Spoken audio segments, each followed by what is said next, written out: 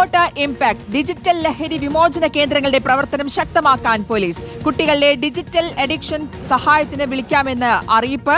സഹായത്തിന് 9497900200 എന്ന നമ്പറിൽ ബന്ധപ്പെടാം. പോലീസ് നടപടി. മൊബൈൽ ഫോൺ ദുരുപയോഗത്തെ തുടർന്ന് കുട്ടികൾ ആത്മഹത്യ ചെയ്യുന്ന കണക്കുകൾ റിപ്പോർട്ടർ പുറത്തുവിട്ടതിന് പിന്നാലെ പദ്ധതി നടപ്പാക്കുന്നത് ആരോഗ്യം, വനിതാ ശിശു വികസനം, വിദ്യാഭ്യാസം എന്നീ വകുപ്പുകളുടെ സഹകരണത്തോടെ. സുനിഷ എല്ലൂർ നൽകും വിശദാംശങ്ങൾ. സുനിഷ, റിപ്പോർട്ട് ഇംപാക്ട് റിപ്പോർട്ട് പുറത്തുവിട്ട വാർത്തയ്ക്ക് പിന്നാലെയാണ് പുതിയ നീക്കവുമായി പോലീസ് എത്തുന്നത്. എന്തൊക്കെയാണ് ഉദ്ദേശിക്കുന്നത്? എങ്ങനെ നടത്താനാണ് ഉദ്ദേശിക്കുന്നത്? ശ്രുതി, അത് തന്നെയാണ്. അതായത് ഈ മൊബൈൽ ഫോണിന്റെ ദുരുപയോഗത്തെ തുടർന്ന് ആത്മഹത്യ ചെയ്യുന്ന കുട്ടികളുടെ ഞെട്ടിക്കുന്ന കണക്കുകൾ റിപ്പോർട്ടർ ചാനലായിരുന്നു പുറത്തുവിട്ടിരുന്നത്. ഒപ്പം തന്നെ ഡിജിറ്റൽ ഡി അഡിക്ഷൻ സെന്ററിൽ ചികിത്സ തേടിയിരിക്കുന്ന 2000-ന് മുകളിലുള്ള കുട്ടികളുടെ എണ്ണം, ഒപ്പം 570-ഓളം കുട്ടികൾ ഇപ്പോഴും ചികിത്സ തേടുന്നുണ്ട് തുടങ്ങിയ കണക്കുകൾ പുറത്തുവിട്ടപ്പോൾ പലർക്കും ഈ ഡിജിറ്റൽ ഡി അഡിക്ഷൻ സെന്ററുകളെ കുറിച്ച് അറിയില്ല എന്നുള്ളതായിരുന്നു പ്രധാനപ്പെട്ട കാര്യം. അതുകൊണ്ട് തന്നെ ഇപ്പോൾ പോലീസ് അതിൽ കാര്യമായ ഇടപെടൽ നടത്തിയിരിക്കുന്നു എന്നുള്ളതാണ്.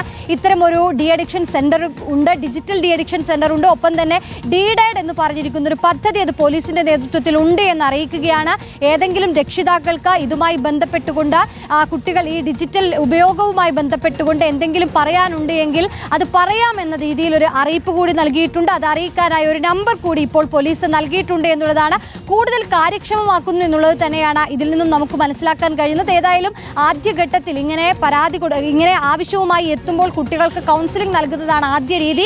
കൗൺസിലിംഗ് ചെയ്ത് തന്നെ മാറുന്ന പല കുട്ടികളുമുണ്ട്. ഇത്തരത്തിൽ അഡിക്റ്റ് ആയി പോയ കുട്ടികളെ അങ്ങനെ മാറ്റാൻ കഴിയും. പക്ഷേ അത്തരത്തിലും മാറാൻ കഴിയാത്ത കുട്ടികൾക്ക് പ്രത്യേകമായി മാനസികാരോഗ്യ വിദഗ്ധരുടെ നേതൃത്വത്തിൽ പ്രത്യേക ചികിത്സ തന്നെ ഒരുക്കുമെന്നുള്ളതാണ് ഈ DDAD എന്ന പദ്ധതിയിലൂടെ നടപ്പാക്കുന്നത് എന്നുള്ളതാണ്. സാധാരണ രീതിയിൽ നേരത്തെ തന്നെ കേരള പോലീസ് ഈ പദ്ധതി നടപ്പാക്കിയിരുന്നു. പക്ഷേ കൂടുതൽ ആളുകൾക്ക് ഇതിനെക്കുറിച്ചുള്ള അവബോധം ഉണ്ടായിരുന്നില്ല എന്നുള്ളതാണ്. അത് ശക്തിപ്പെടുത്തുക എന്നുള്ളതാണ് നിലവിൽ ആലോചിച്ചിരിക്കുന്നത്. ഒപ്പം തന്നെ ഈ DDAD പദ്ധതിയിലേക്ക് കൂടുതൽ ആളുകൾ രഹസ്യാത്മകമായിട്ടായിരിക്കും കുട്ടികൾക്ക് ഈ കൗൺസിലിംഗ് നൽകുക എന്നതുകൂടി ഈ പദ്ധതി പ്രകാരം ഇവർ അറിയിക്കുകയും ചെയ്യുന്നുണ്ട്. ഏതായാലും കൂടുതൽ കാര്യക്ഷമമാക്കുന്നു എന്നുള്ളത് തന്നെയാണ് ശ്രുതി.